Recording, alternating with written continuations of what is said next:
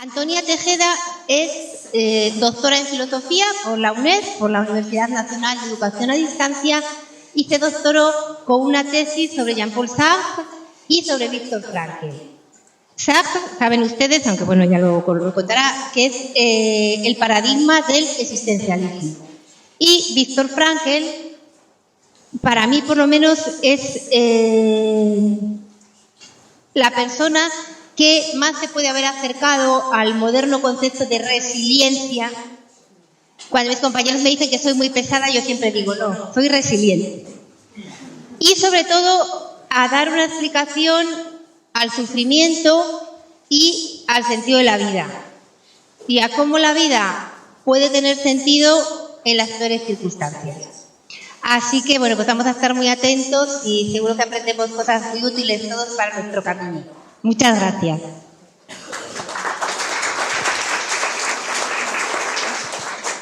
Muchísimas gracias, María. Muchísimas gracias a todos por venir.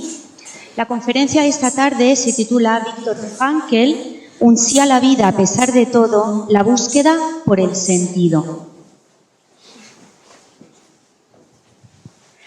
Viktor Frankl es un pensador muy interesante porque él fue de familia judía, superviviente del Holocausto, y fue psiquiatra, neurólogo y también es el filósofo del sentido y de la esperanza. Él fundó la tercera escuela vienesa de psicoterapia después del psicoanálisis de Freud y de la psicología individual de Adler, que él llamó logoterapia. Sobrevivió a Theresienstadt, a Auschwitz y a dos campos de Dachau, Kaufering III y Turkheim.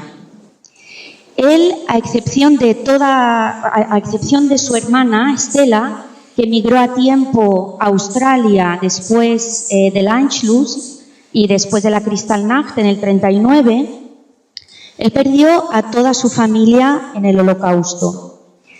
Su padre murió en Theresienstadt en el 43 de inanición y pulmonía.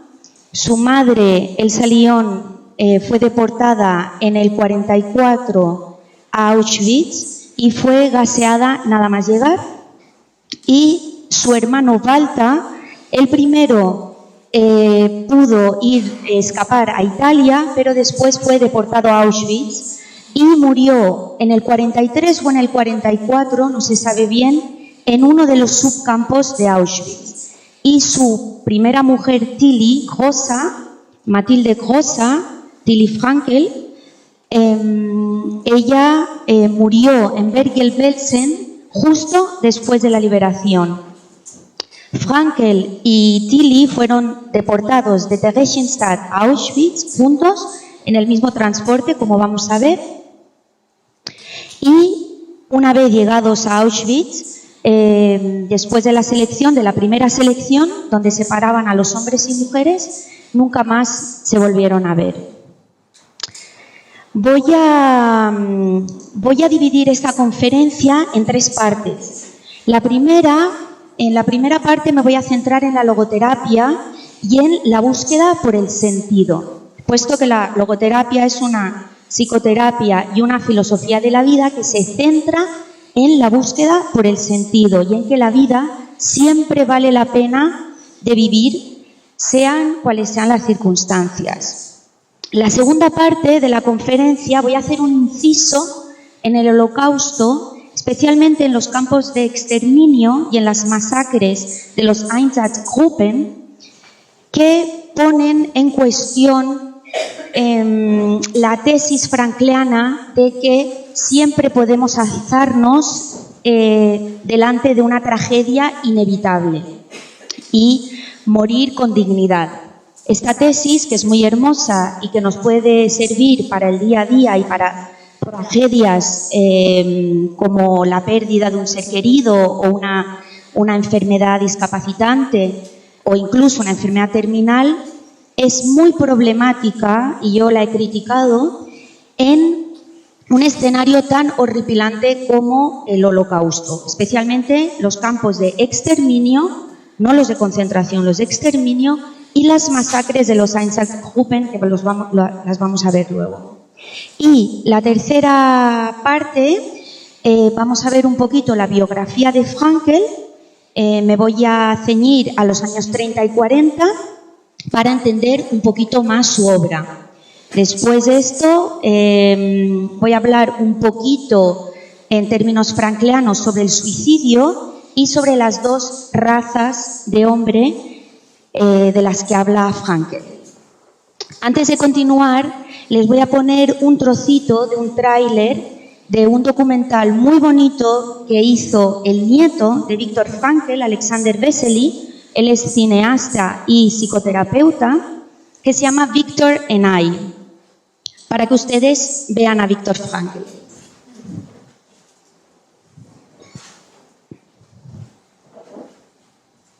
Life, in principle, never ceases to hold a meaning for each and every person.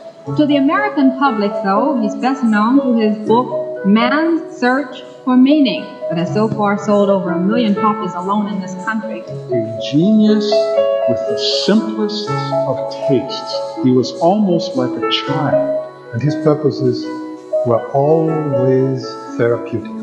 I felt the exact same way when I lay in that hospital bed as he did when he was in that concentration camp. Y me dijo, esa fue la casa de mis padres, de la que yo salí y nunca más volví. He didn't get fixated on the past and wanted to build towards the future. The barriers between people and religious groups were irrelevant to him. He was sorry for them. Und in diesem Sinne wage ich die Behauptung, dass grundsätzlich jede Nation holocaustfähig ist. It didn't sit well in many circles. He doesn't get the recognition he deserves because he never cared. No.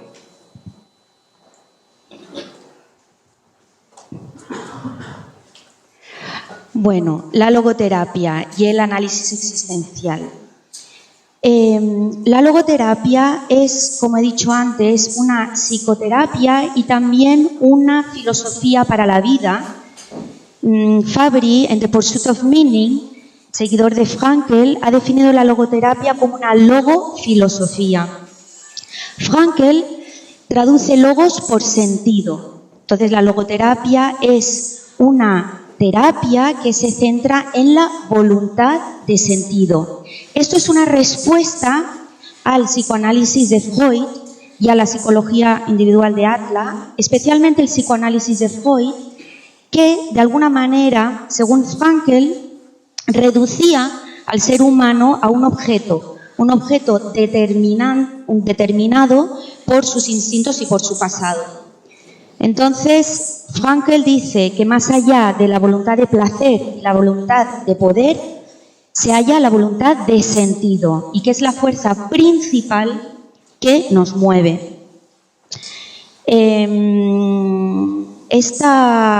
La logoterapia, o esta logofilosofía, se dirige a la esfera espiritual del ser humano, porque Frankl dice que estamos formados por 3 dimensiones. Tenemos 3 dimensiones: la física, la mental y la espiritual. La llama noética. Entonces, esta dimensión espiritual que nos caracteriza hace que seamos pura libertad y pura responsabilidad también. Espiritualidad y búsqueda de sentido. Frankl dijo varias veces que él proponía que en la costa oeste de Estados Unidos construyeran una estatua de la responsabilidad para contrarrestar la estatua de la libertad.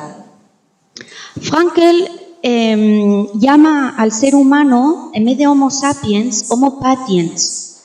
Es un ser que sufre, que aguanta el sufrimiento y que aprende del sufrimiento. Ahora bien, es muy importante saber que el sufrimiento del que habla Frankl es un sufrimiento inevitable. Sufrir innecesariamente no tiene ninguna connotación heroica, sino es puro masoquismo. Entonces, la filosofía y la psicoterapia, la logoterapia de Frankl se dirige a la esfera espiritual del hombre, del ser humano, y se basa en la responsabilidad y en la libertad. Es muy interesante porque Viktor Frankl, por encima de la esfera espiritual del ser humano, añade una cuarta esfera, una cuarta dimensión, que sería la dimensión suprahumana. Esta dimensión suprahumana se halla más allá de la dimensión del ser humano y no puede ser entendida. Evidentemente, él está hablando de la dimensión divina. Él dice que somos totalmente libres de creer o no en esta dimensión suprahumana, pero que él decide creer. Y esta dimensión suprahumana es muy interesante porque en esta dimensión sí que puede tener algún sentido el sufrimiento de las víctimas del Holocausto, por ejemplo, o todas aquellas tragedias espantosas. La dimensión suprahumana, evidentemente, está a la par con una fe incondicional. Entonces, Frankl pronunció la famosa frase "God is not dead, not even after Auschwitz". Dios no ha muerto, incluso no después de Auschwitz. Él se niega a asesinar a su Dios en las cámaras de gas y opta por creer en una dimensión suprahumana. Esta dimensión suprahumana, él explica que al igual que la hormiga no puede entender nuestro universo, el universo humano, así nosotros no podemos entender el universo divino. Y es una apuesta por la esperanza. Aquí podemos ver un dibujo muy horripilante de David Oleg, que él fue Sonderkommando de Auschwitz. Los Sonderkommando eran los prisioneros mayoritariamente judíos que estaban obligados a trabajar en las cámaras de gas, acompañar a las víctimas cuando llegaban los transportes, y esta es una imagen muy espantosa. Pero Viktor Frankl dice que la fe no puede reducirse porque haya habido 1,5 millones de niños masacrados y gaseados en el Holocausto. No se puede decir, hasta 100 niños creo en Dios y a partir de 1 millón no creo. Él apuesta firmemente por la fe incondicional.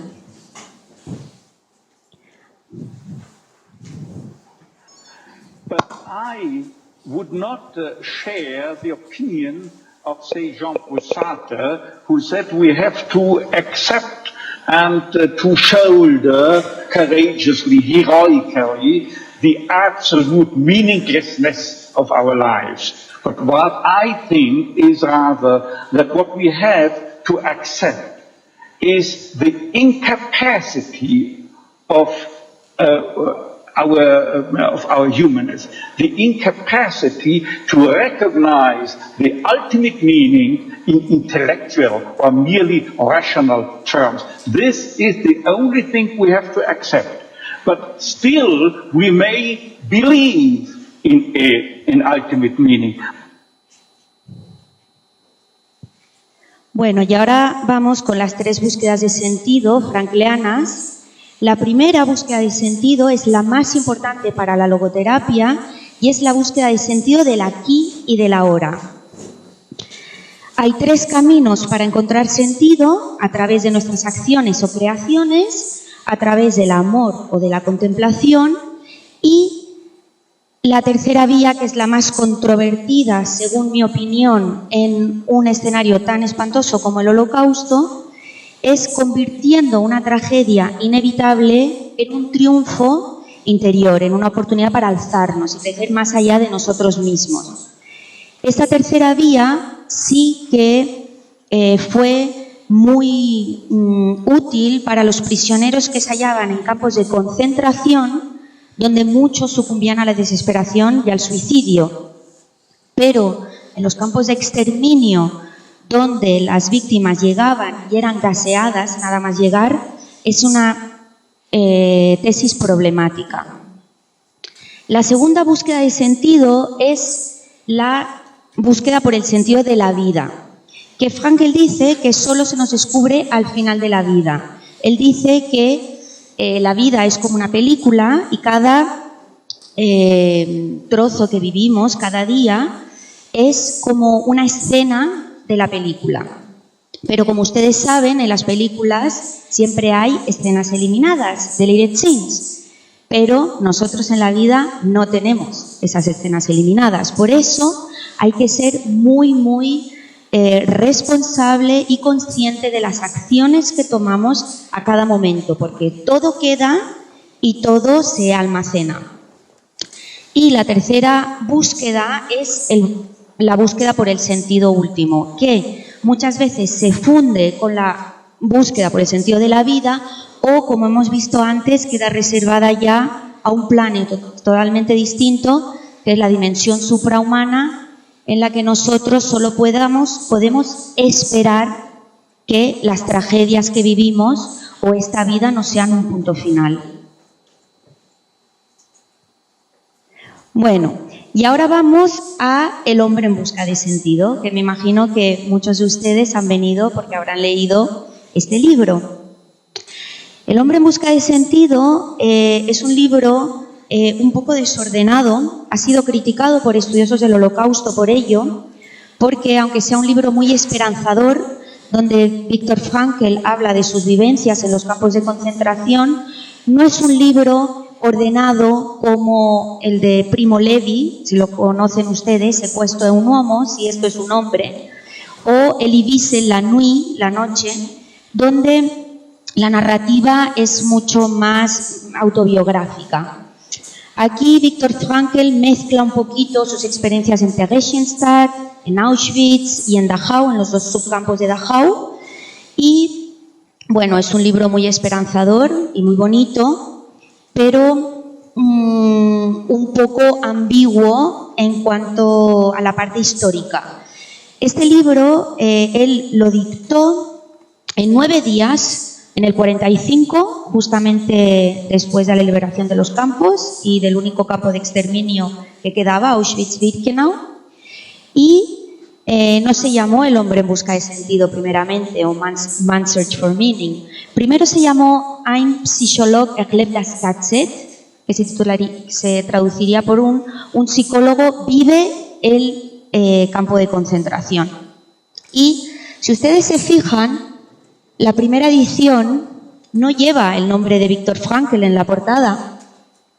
Él lo publicó en el 46 sin su nombre. Y ya la segunda edición, que es del 46 también, sí que lleva el libro, el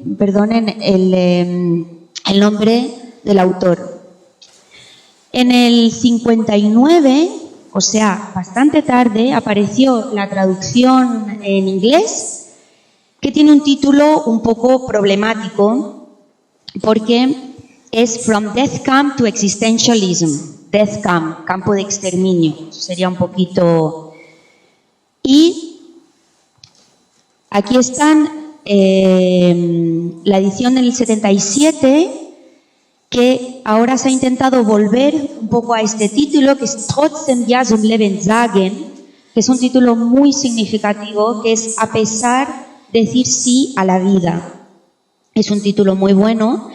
Y después, en el 62, la traducción al inglés cambió el título por Man's Search for Meaning, y después El hombre en busca de sentido, la traducción española, ha seguido Man's Search for Meaning. Bueno, El hombre en busca de sentido está dedicado a Der Totenmutter, que es a la madre muerta. Es a su madre que murió gaseada en Auschwitz-Birkenau. Entonces ahora voy a empezar la segunda parte de la conferencia. Aquí pueden ver un poquito la entrada de Auschwitz-Birkenau y todo el complejo de Auschwitz-Birkenau, que era realmente gigantesco. Auschwitz, como ustedes sabrán, constaba de 3 campos. Era Auschwitz-Stammlager, después Auschwitz-Birkenau, que era de exterminio, pero también de concentración, y después Auschwitz III, que se le llama Monowitz-Buna, donde estuvo Primo Levi. Y además tenía 44 subcampos, que es donde seguramente murió el hermano mayor de Frankl, Walter. Estas imágenes sé que son muy espeluznantes, pero yo las quiero poner, creo que es importante hacer un poco una crítica a Frankl, porque él ha pasado un poco la historia y lo sigue siendo como un pensador muy positivo. Él siempre dice que siempre podemos aprender de nuestro sufrimiento, incluso ante una muerte espantosa podemos alzarnos. Pues las muertes en las cámaras de gas eran realmente espeluznantes. Tenemos un dibujo de David Oleg y también de Halina Olomuka, que fue superviviente. Y aquí están los pellets, los gránulos de ciclón B, que ácido prúsico, cianuro de hidrógeno, que era el gas usado en Auschwitz-Birkenau y también en Majdanek.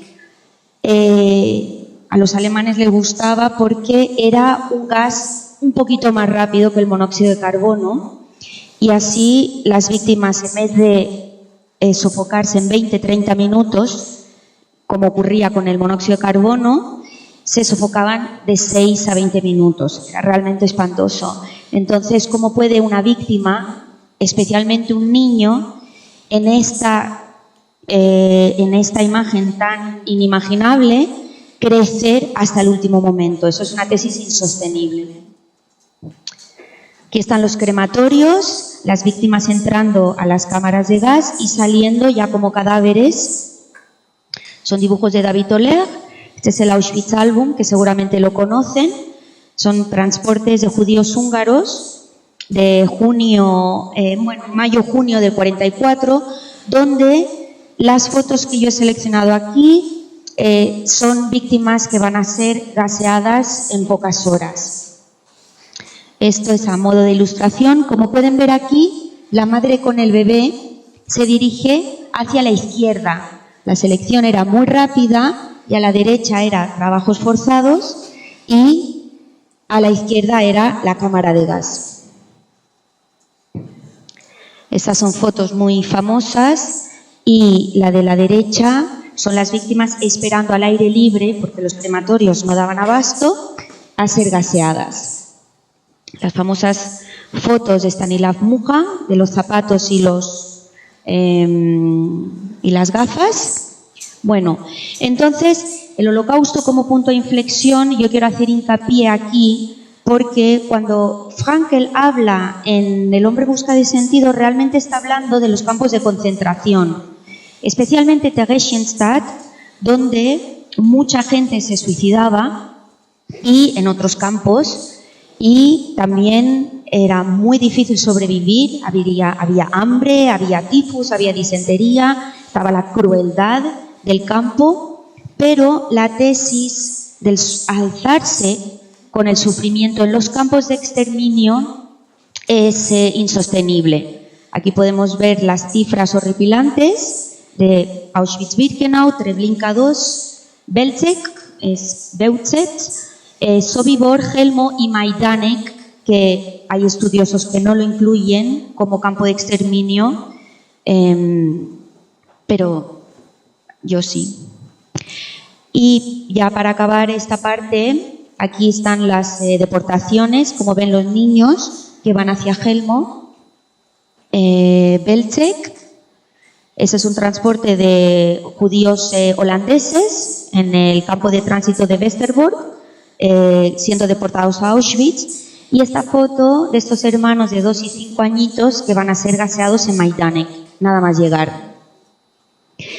Entonces, ahora pasamos a la otra parte espeluznante del Holocausto. Una es la parte de los campos de exterminio que estaban reservados especialmente a la población judía, y después las masacres de los Einsatzgruppen, que eran escuadrones de la muerte, un número muy pequeño, 3.000, pero que con la entusiasta colaboración de la Wehrmacht y la Ordnungspolizei y la Schuma que eran los voluntarios, especialmente ucraniana, letona y lituana, lograron exterminar, masacrar a 1.400.000 hombres, mujeres, niños y bebés.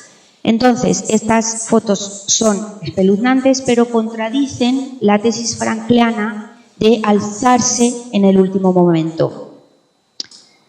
Esto es una familia entera siendo masacrada y esta famosa foto. Es un Orpo, un Einsatzgruppen, disparándole a una madre que cubre a su hijita, porque lleva un pañuelito, es una niña.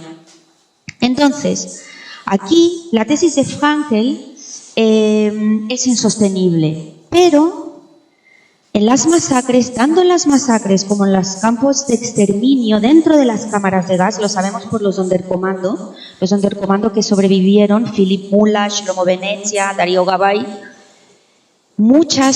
la mayoría de las víctimas oraban antes de morir, gritaban el Shema Israel, Adonai Eloheinu, Adonai Echad. ¿Y por qué gritaban? ¿Por qué oraban? Porque tenían la esperanza de que ese final tan espeluznante no fuera un punto final. Y ahí sí que nos acercamos muchísimo a la dimensión suprahumana frankliana, donde incluso el sufrimiento de las víctimas del Holocausto tiene que tener algún sentido, aunque Frankl dice esto con pesar, con dolor.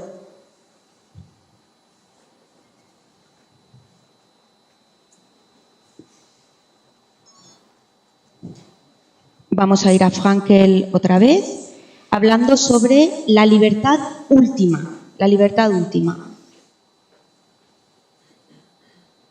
The ultimate freedom is always and remains always reserved to ourselves. That is the freedom to take a stand to whatever conditions might confront us. How we react to the unchangeable conditions is up to ourselves. In other words, if we cannot change the situation, we have always the last freedom to change our attitude to that situation. Bueno, esta tesis no se sostiene en las masacres de los Einsatzgruppen, en los campos de exterminio, pero sí que se sostiene en aquellas víctimas que tuvieron la oportunidad de escapar y no lo hicieron para acompañar a sus hijos o a sus niños a las cámaras de gas, como supongo que lo conocerán, Janusz Korczak. Él fue un pediatra, un médico polaco-judío que fundó un orfanato en 1911 en Varsovia y después, ya con la creación del gueto, el gueto se cierra el 15 o 16, depende del 40.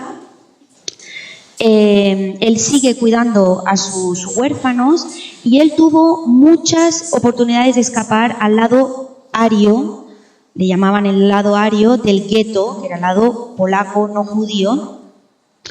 La organización Chegota le ofreció ayuda y él dijo que no, que él se iba a ir con sus niños a las cámaras de gas. Y entonces, a principios de agosto, las deportaciones en el gueto de Varsovia empezaron el 22 de julio. A principios de agosto, él y sus 196 huérfanos fueron directamente a Treblinka. Hay testimonios que salieron vestidos elegantemente, ondeando la bandera con la estrella de David, y fueron directamente a las cámaras de gas de Treblinka 2. Entonces, Janusz Korczak, con la libertad que le quedaba, decidió morir con sus huérfanos. Bueno, y ahora pasamos a la biografía un poquito de Viktor Frankl. Como ven aquí, Viktor Frankl es el niño del medio, su hermano Walter, que morirá en Auschwitz, y su hermana Estela, que sí que pudo escapar a Australia a tiempo. Los padres de Frankel, Gabriel y Elsa Lyon, bueno, Gabriel que murió en Theresienstadt y Elsa que fue gaseada en Auschwitz.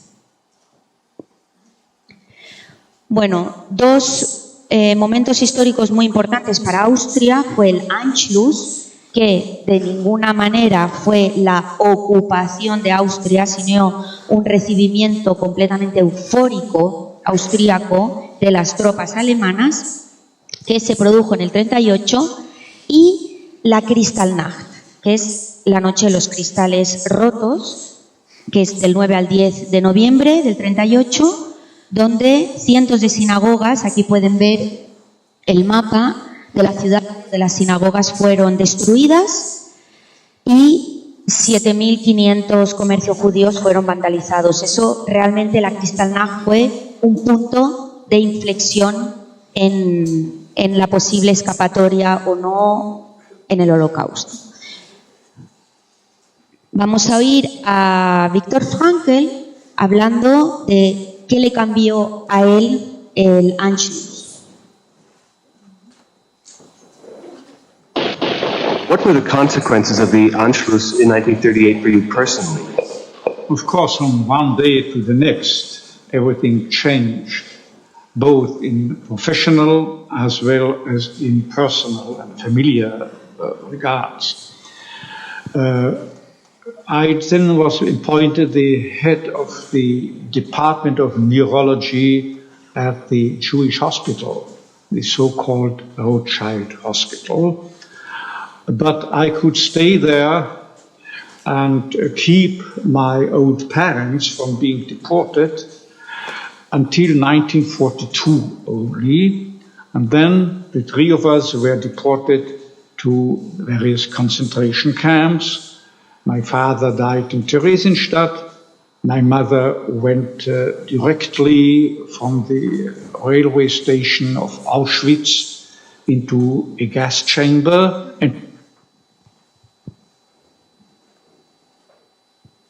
Aquí vemos a Viktor Frankl en el hospital judío y el 19 de septiembre del 41 se decretó la Judenstern, la estrella judía, para identificar a los hombres y mujeres judíos mayores, niños y niñas mayores de 6 añitos. Este decreto viene muy tarde realmente porque en la Polonia ocupada, en el centro, en el Generalgouvernement, se decretó la Judenstern en noviembre del 39. O sea que esto viene un poquito más tarde, pero realmente esto ya era un paso para la deportación. Y aquí vemos a Tilly, que realmente su nombre es Mathilde Grossa. Es curioso porque Viktor Frankl nunca la llama Matilde y hay muy poca información sobre ella. Ella era una enfermera en el hospital judío y que Viktor Frankl dice que tenía aire de bailarina española. Entonces ellos fueron deportados a Theresienstadt y después juntos en el mismo transporte, como vamos a ver, a Auschwitz. Y bueno, después ya no se volvieron a ver más. Ella murió en Bergen-Belsen justo después de la liberación. Esta es una foto de Bergen-Belsen justo después de la liberación. Y el 24 de septiembre del 42 ya fue la deportación a Theresienstadt. 2 días antes tuvieron retenidos a Frankl y a Tilly, la madre de Tilly, y a los padres de Frankl en el colegio donde Frankl había estudiado, y allí afeitaron la cabeza del padre, el bigote, la barba y la de Frankl. Y Frankl cuenta que fue una gran humillación, jamás había visto a su padre sin bigote y sin barba.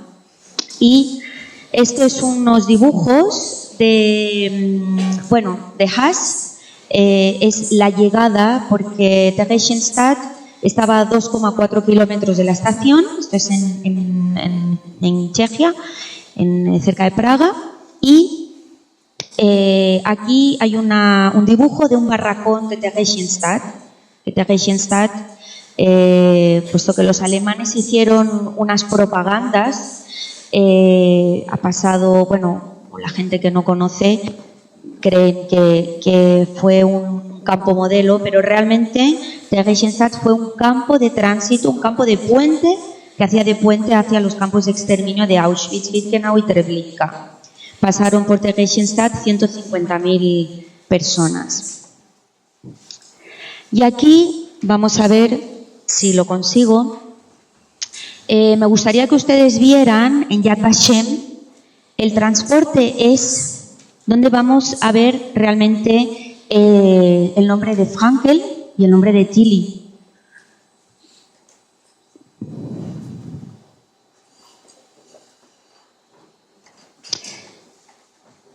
Este es el archivo de Yad Vashem, es un proyecto sobre los transportes. Entonces, aquí ven el transporte del 19 de octubre del 44, que tenía 1.500 personas.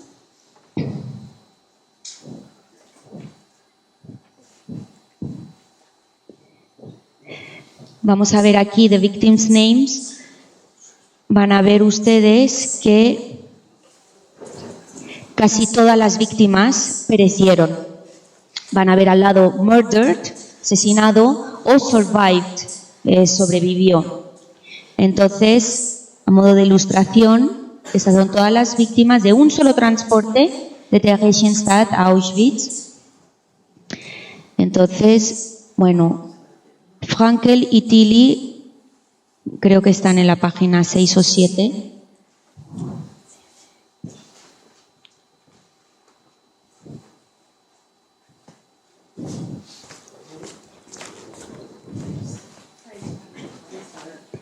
Sí, aquí ven a Frankel, survived,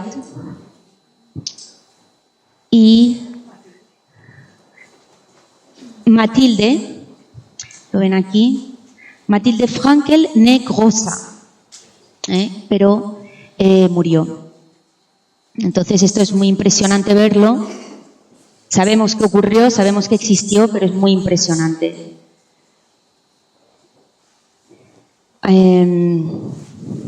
Sabía que me iba a pasar What were the esto. consequences of the Anschluss? Bueno, en el segundo transporte, la madre de Frankel fue transportada 4 días más tarde y pereció. No hace falta verlo, pero... Bueno, entonces, Viktor Frankl, en los archivos de Yad Vashem, dice que el transporte llegó a Auschwitz-Birkenau. Pero él habla de Auschwitz, no habla de Auschwitz-Birkenau, y como he dicho antes, El hombre en busca de sentido es un poco nebuloso en cuanto a lugares y fechas. Entonces, yo he puesto aquí Auschwitz. Él estuvo del 20 al 24-25, 4 o 5 días en los que él sobrevivió a 4 selecciones. Y algunos críticos de Frankel han criticado que hubiera estado tan poco. A mí me parece un insulto porque... Y aquí hay un dicho de los Sonderkommando que es Arbeit macht frei, durch Crematorium namat frei. Solo la única escapatoria para Auschwitz era salir por la chimenea. Entonces, un dato importante y curioso y que ha sido un poquito cambiado es que Frankel llegó a Auschwitz con un manuscrito, el manuscrito completamente acabado de Ärztliche Seelsorge, que es, se podría, como la cura médica del alma, es, en inglés se ha traducido por Doctor and the Soul, pero al llegar a Auschwitz tuvo que dejar su chaqueta, evidentemente perdió el manuscrito y él heredó una chaqueta de otro prisionero, evidentemente gaseado, con la plegaria, la oración de Shema Israel en el bolsillo. Entonces él pensó que Dios estaba con él y esa plegaria le dio mucha fuerza y mucha esperanza. Aquí vamos a ver cómo el propio Frankl cuenta cómo llegó a Auschwitz con el manuscrito. Actually, it is a myth that has been developed and spread by some publishers that I came out from the concentration camps of Auschwitz and Dachau with a new psychotherapeutic theory. Actually, in actual fact, when I entered Auschwitz, I had a full book-length manuscript in my pocket. It was the manuscript of that book that later in your country has been published under the title The Doctor and the Soul.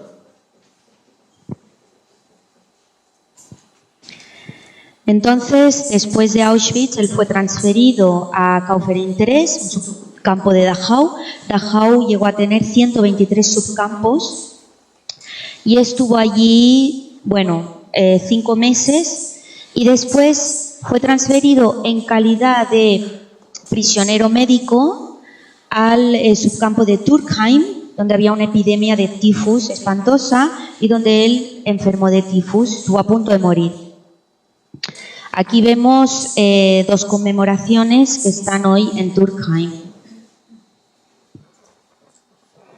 Bueno, y después ya llegó la liberación y Frankl cuenta en El hombre en busca de sentido que los supervivientes tuvieron realmente que aprender a volver a sentir, aprender a volver a ser seres humanos, porque se les había arrebatado todo, se les había arrebatado la dignidad, y después van a saber que casi todos o todos los seres queridos habían sido asesinados.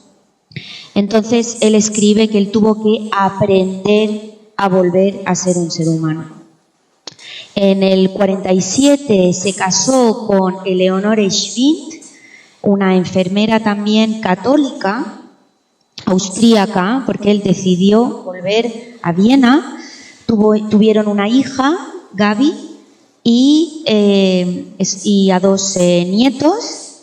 Aquí el niño es Alexander Vesely, es el cineasta del que hemos visto al principio el tráiler.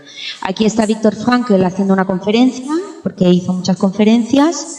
Se doctoró en filosofía en el 48 con una tesis sobre el Dios inconsciente, Jahrunbewusste Gott, y él tenía un gran sentido del humor y practicó muy mayor, casi a los 70 años, aprendió a pilotar aviones y hasta los 80 años estuvo practicando alpinismo. De hecho, en los Alpes hay 3 recorridos que llevan el nombre de Viktor Frankl.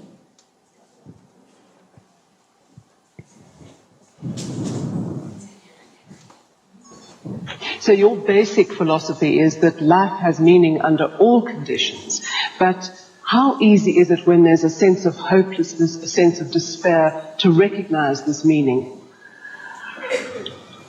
Let me confront you with a somewhat strange definition of despair. As I'm used to proclaim is that despair can be explained in terms of a mathematical equation. D, capital D, equals S minus M. What does it mean?